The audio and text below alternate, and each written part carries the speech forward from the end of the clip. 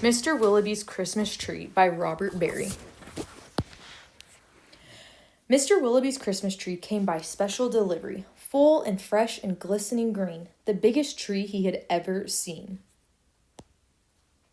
He dashed downstairs to open the door. This was the moment he'd waited for. "A magnificent tree! Splendid!" he cried.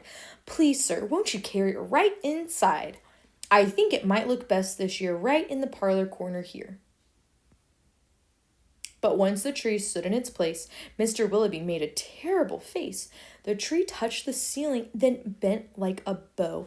"Oh, good heavens," he gasped. "Something must go."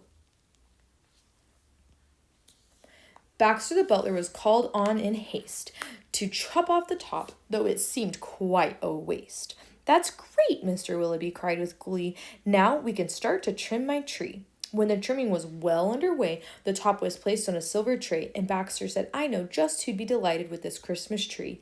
So it was presented to Miss Adelaide, Mr. Willoughby's upstairs maid. "Won't this tree be a pretty sight when I have trimmed it later tonight? But the top, oh dear, I'm so afraid will have to be cut," sighed Miss Adelaide. And so with scissors, sharp and long, she snipped off the top while she hummed a song. The top was set out the very next day in back of the house to be thrown away. That little tree top caught the eye of Tim, the gardener, passing by. He certainly was not about to see that little tree was thrown out. He hurried home straight away to see what Mrs. Tim would say. "Fa-la-la, surprise, surprise!" His wife could not believe her eyes. "But our house," she said, "is so snug and so small. I do not believe we need it all." And before Tim had a chance to shout, she cut off the top and threw it out. Barnaby Bear was padding by. It almost hit him in the eye. Now, who would throw a tree away so very close to Christmas Day? "I'll take it home, that's what I'll do. Look, Mama Bear, I've a present for you."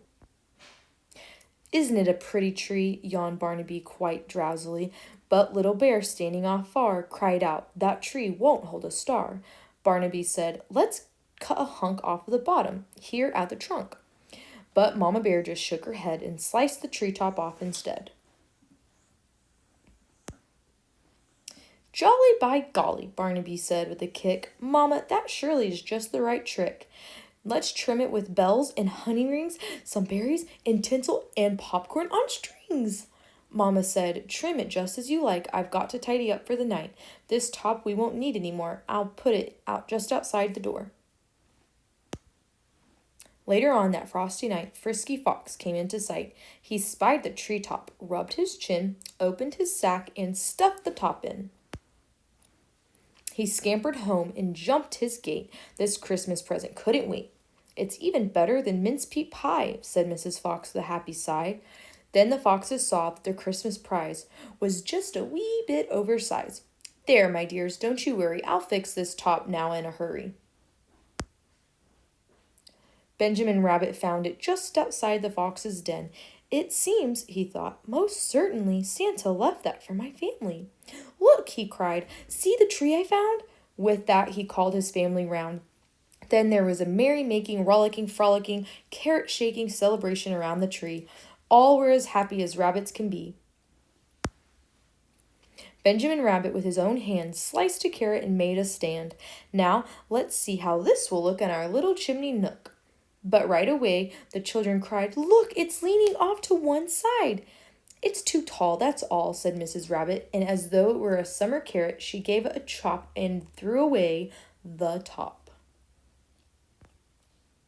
Then Mistletoe Mouse just happened to see that tiny tip of a Christmas tree.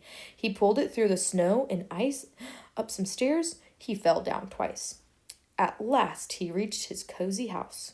"It's just the right size," said Mrs. Mouse. Then at the top, if you please, they put a star made out of cheese. Oh, wasn't it grand to have a tree exactly like Mr. Willowby? The end.